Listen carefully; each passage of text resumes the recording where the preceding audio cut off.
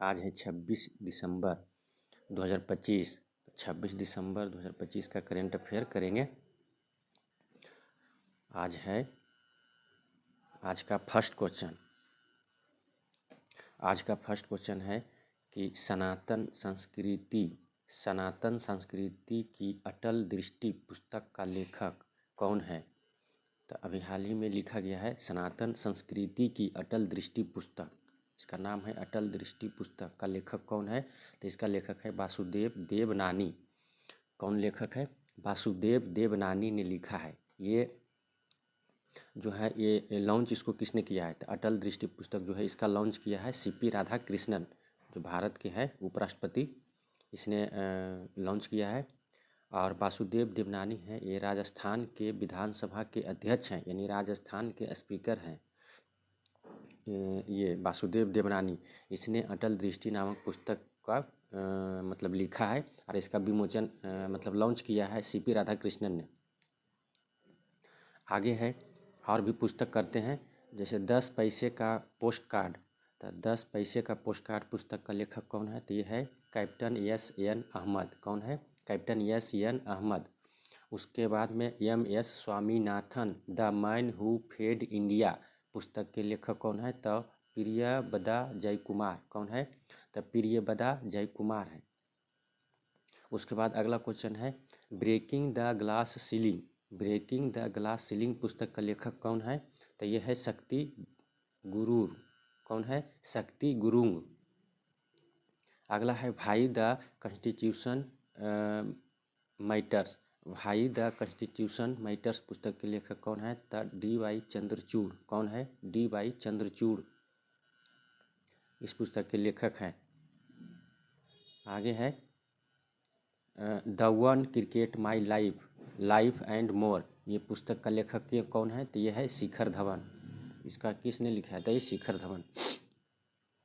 आगे है कि क्वेश्चन नंबर टू है कि दितवाह चक्रवात, ये जो दितवाह चक्रवात है, दितवाह चक्रवात से प्रभावित क्षेत्र के लिए भारत ने 450 मिलियन डॉलर, कितना दिया है? 450 मिलियन डॉलर का सहायता पैकेज किस देश को दिया है?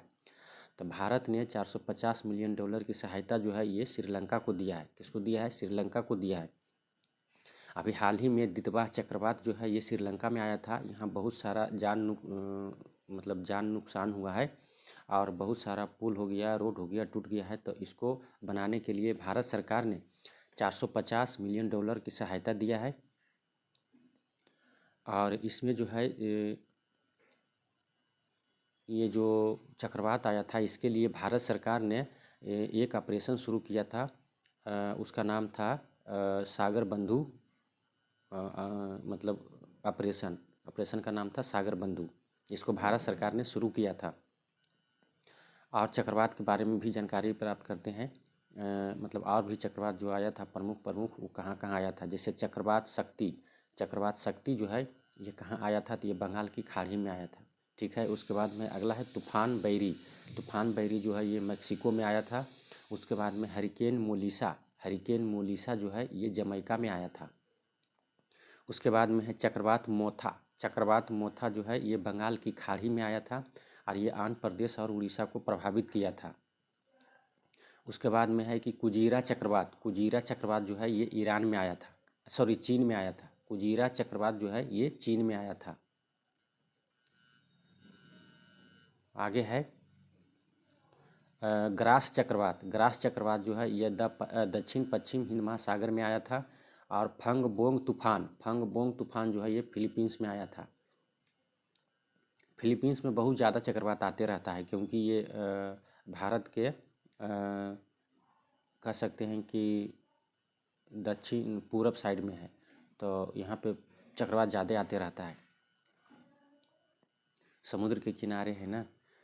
अगला क्वेश्चन नंबर 3 है कि IISM धनबाद में सेंटर ऑफ एक्सीलेंस का उद्घाटन किसने किया? तो IISM धनबाद में सेंटर ऑफ एक्सीलेंस का उद्घाटन जो है ये जी किशन रेड्डी ने किया है। किसने किया है? जी किशन रेड्डी ने किया है। ये कोयला एवं खान मंत्री हैं, केंद्रीय कोयला एवं खान मंत्री है। इसका कार्य क्या है?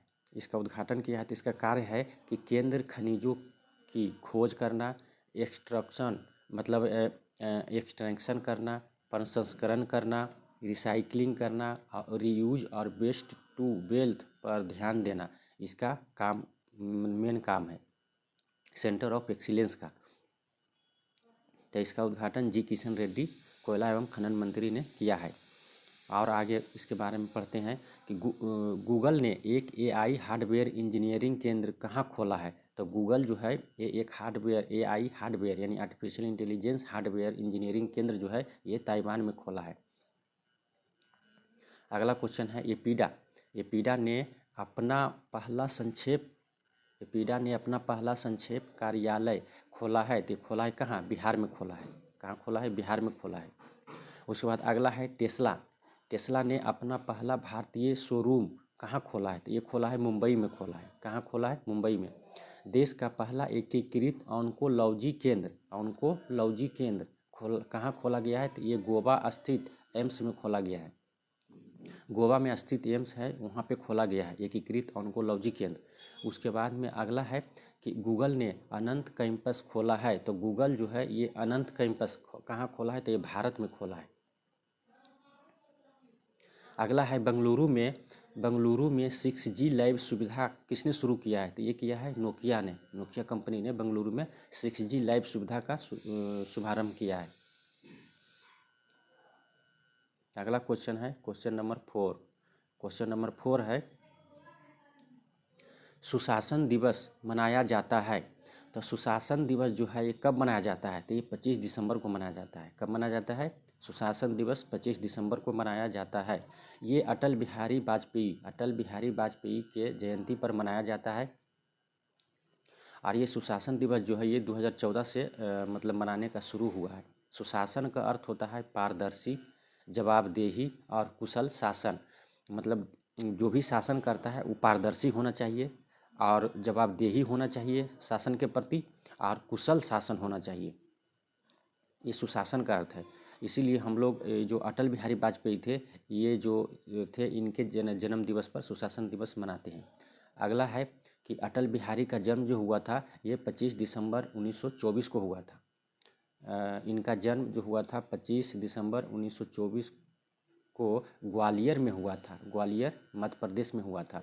और ये बीजेपी के संस्थापक नेताओं में से एक थे। यानी बीजेपी के संस्थापक थे। बीजेपी की स्थापना जो हुआ था ये 1980 में हुआ था। तो इसको मतलब स्थापना करने का प्रमुख भूमिका जो है ये अटल बिहारी वाजपेयी को जाता है।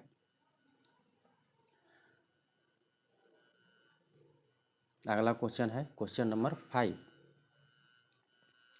5 है कि वर्ष 2025-26 में ग्लोबल फूड सिटी रैंकिंग में पहला स्थान किस शहर को मिला। तो वर्ष 2025-26 में ग्लोबल फूड सिटी रैंकिंग में पहला स्थान जो है ये नेपल्स को मिला है। नेपल्स जो है ये इटली का शहर है, इसी को मिला है। उसके बाद में है इस रैंकिंग को किसने जारी किया है। तो इसको किया है टेस्ट एटलस ने जारी किया है। किसने किया है? तब टेस्ट एटलस ने जारी किया है।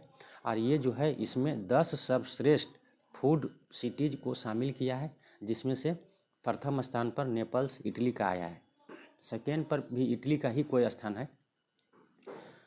अगला है क्वेश्चन नंबर 6 है कि दुनिया की पहली एआई यानी आर्टिफिशियल इंटेलिजेंस लैब असिस्टेंस यानी ELA प्रणाली की किस संस्था ने विकसित की।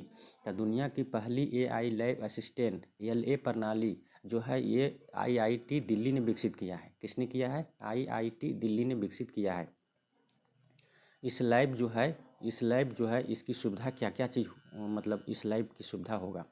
तो इस लैब में जो होगा ये प्रयोग की योजना बना सकता है। ये प्रयोग करेगा उसका योजना बना सकता है।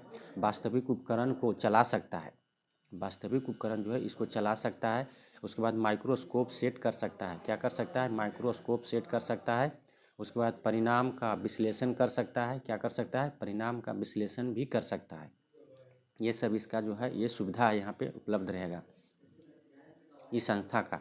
अगला क्वेश्चन है क्वेश्चन नंबर 7 जो है यह है कि प्रधानमंत्री नरेंद्र मोदी ने राष्ट्र प्रेरणा स्थल का उद्घाटन कहाँ किया? तो प्रधानमंत्री मोदी जो है ये राष्ट्र प्रेरणा स्थल का उद्घाटन जो है ये लखनऊ उत्तर प्रदेश में किया है।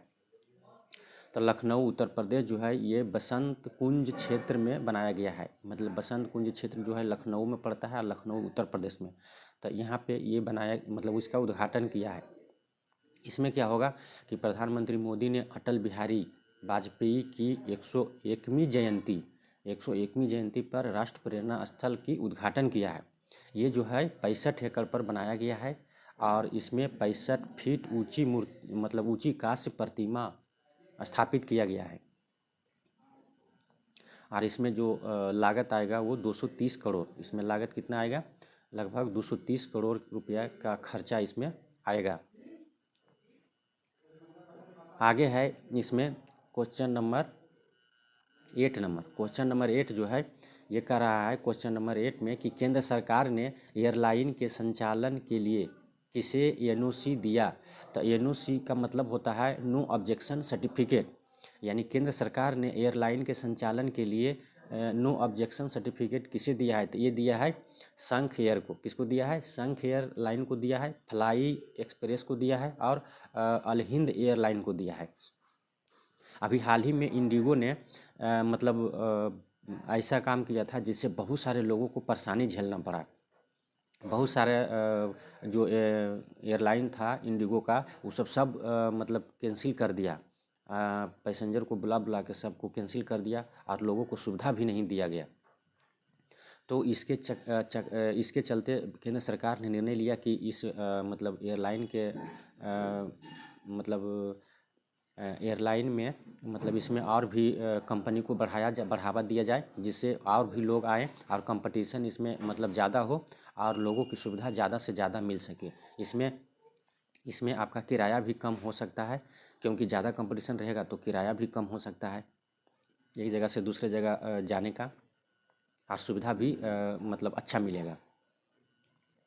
तो इसके लिए केंद्र सरकार ने एनओसी यानी नो ऑब्जेक्शन सर्टिफिकेट दे दिया है ये संघ एयरलाइन को, फ्लाई एक्सप्रेस को और अल हिंद एयरलाइन को।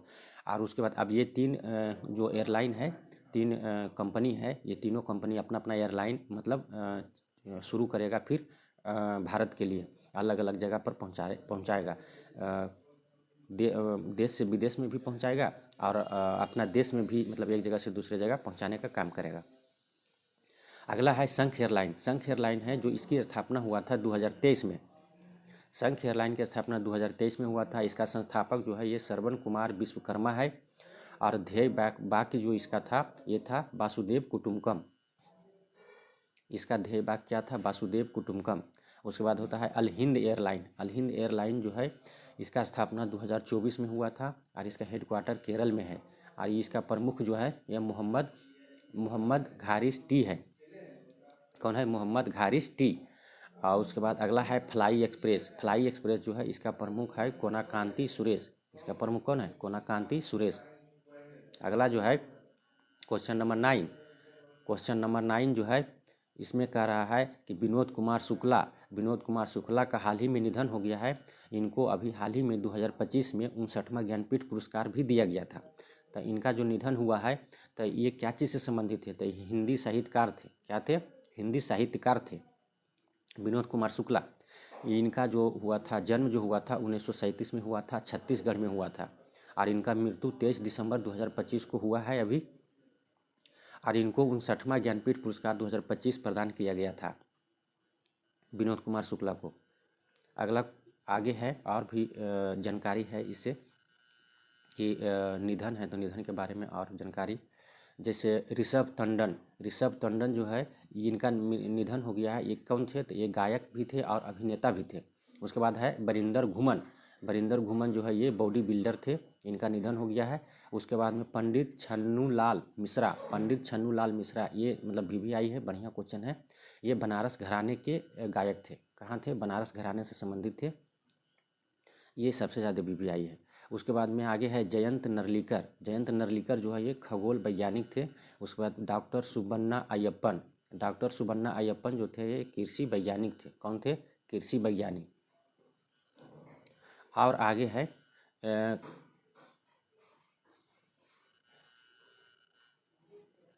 आगे है कुमुदनी लाखिया। कुमुदनी लाखिया जो है इनका निधन हो गया है। ये कथक नृत्यांगना थी। कौन थी? कथक नृत्यांगना। उसके बाद में आगे है मनोज कुमार। मनोज कुमार का निधन हो गया है। ये दिग्गज अभिनेता थे। दिग्गज अभिनेता थे। उसके बाद में कृष्णा स्वामी कस्तूरी रंगन। कृष्णा स्वामी कस्तूरी रंगन जो थे ये इसरो के पूर्व प्रमुख थे। इनका भी क्या हो गया है? निधन हो गया है। अगला है क्वेश्चन नंबर 10। क्वेश्चन नंबर 10 जो है ये कह रहा है कि किस डीजल इलेक्ट्रिक पनडुब्बी को भारतीय नौसेना ने सेवा मुक्त किया है? सेवा मुक्त मतलब अब उसका टाइम पूरा हो गया है, अब उसको निकाल दिया गया है, अपनी सेवा से हटा दिया गया है। तो ये भारतीय सेना ने किया है। किसको किया है? तो INS सिंधु घोष को किया है। किसको किया है? INS सिंधु घोष को किया है। INS सिंधु घोष जो है इसको किया है। इसका जो INS सिंधु घोष जो है ये 1985 में शामिल किया गया था। कब किया गया था? 1985 में शामिल किया गया था। और INS सिंधु घोष जो है ये रूस से लिया गया था। भारत ने रूस से इसको खरीदा था और अब इसका मतलब इसको क्या किया है? सेवा मुक्त कर दिया गया है। आज का क्वेश्चन है, क्वेश्चन ऑफ द डे, कि लखनऊ में राष्ट्र प्रेरणा स्थल का उद्घाटन किसने किया? इसका आंसर आप लोग कमेंट बॉक्स में दीजिएगा, ज़रूर दीजिएगा। ऐसा नहीं कि सोचिएगा कि नहीं, कमेंट में दीजिएगा तब पता चलेगा कि हाँ हम मतलब क्या कितने लोग पढ़ रहे हैं। कमेंट्स आप लोग करते नहीं हैं। तो लखनऊ में राष्ट्र प्रेरणा स्थल का उद्घाटन किसने किया? इसका आंसर दीजिएगा। और अच्छा लगेगा तो लाइक और शेयर कीजिएगा और सब्सक्राइब कीजिएगा। आज का करेंट अफेयर समाप्त हो गया है और अब हम करेंगे कल का करेंट अफेयर का रिवीजन। 25 तारीख का करेंट अफेयर का रिवीजन करेंगे।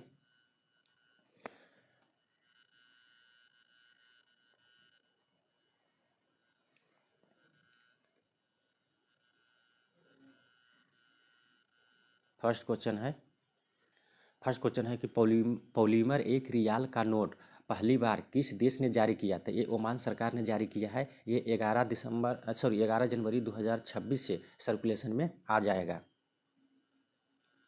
उसके बाद में अगला क्वेश्चन है कि रवि DC को किस देश ने सेवेलियन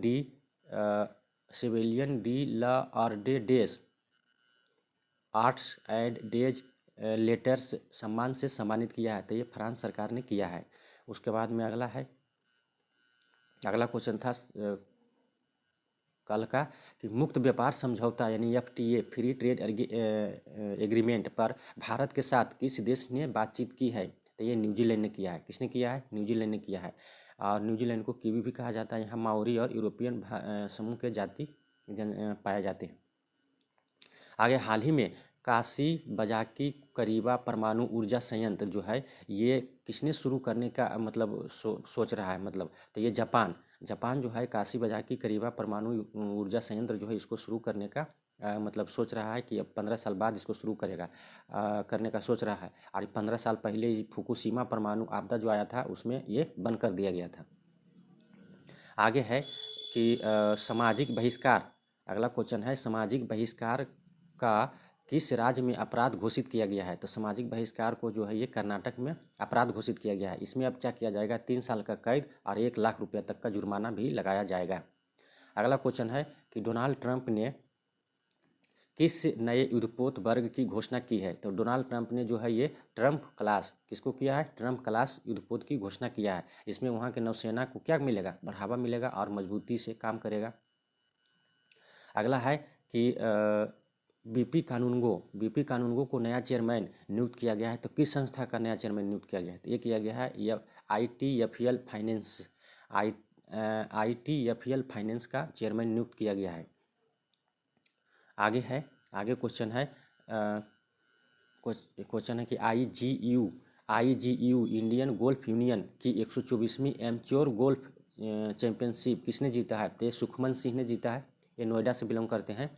और उसके बाद अगला क्वेश्चन है कि खबरों में रही चिलाई कला जो है ये किस क्षेत्र से संबंधित है? तो ये जम्मू कश्मीर से संबंधित है। जम्मू कश्मीर में जब सबसे ज़्यादा अधिक ठंडा मतलब 0 से भी नीचे टेम्परेचर चला जाता है तब इसे मतलब बहुत ज़्यादा ठंडा हो जाता है। मतलब झील तालाब ये सब का मतलब पानी जो है वो जम जाता है।